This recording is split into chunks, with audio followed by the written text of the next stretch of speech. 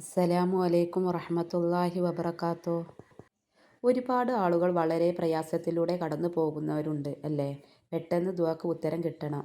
വല്ലാത്തൊരു മാനസികാവസ്ഥയിലൂടെയും ബുദ്ധിമുട്ടുകളുടെയും കടന്നു പോകുന്നവരും ഉണ്ടാകും. ഇതിനൊക്കെ ഒരു രക്ഷ കിട്ടാൻ പെട്ടെന്ന് തന്നെ നമ്മുടെ മുന്നിലേക്ക് ഒരു വഴി തെളിഞ്ഞു വരാൻ ഈ ഒരു ദിവസങ്ങളിൽ കൂടുതലായിട്ട് ദുആ ചെയ്യുക. റമളാനിൽ നഷ്ടപ്പെട്ടു പോയ നോമ്പും മനസ്സിൽ കരുതി സുന്നത്ത് നോമ്പ് നോൽക്കുക. ആവശ്യങ്ങൾ ഉണ്ടോ?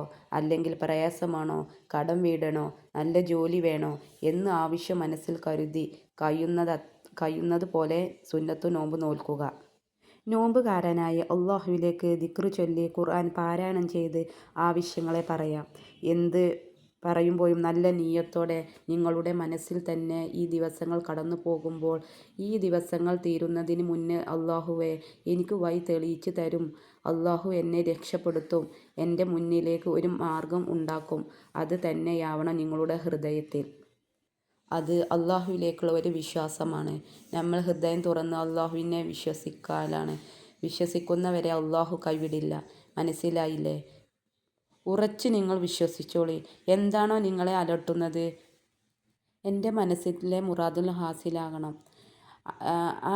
ഇന്ന പ്രശ്നം മാറണം, അതിനൊരു പരിഹാരം കാണണം.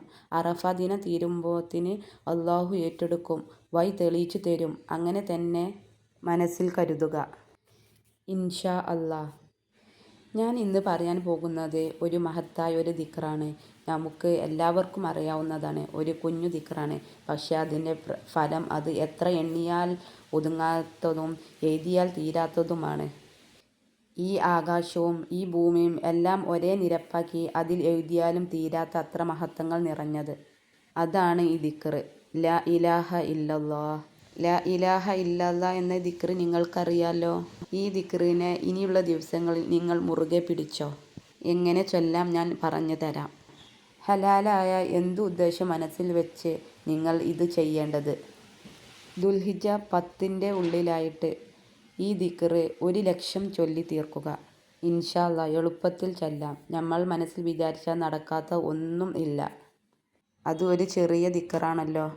അല്ലെങ്കിൽ അറഫ ദിനത്തിൻ്റെ അന്നും ചൊല്ലി തീർക്കാം. ഇൻഷാ അല്ലാഹ്.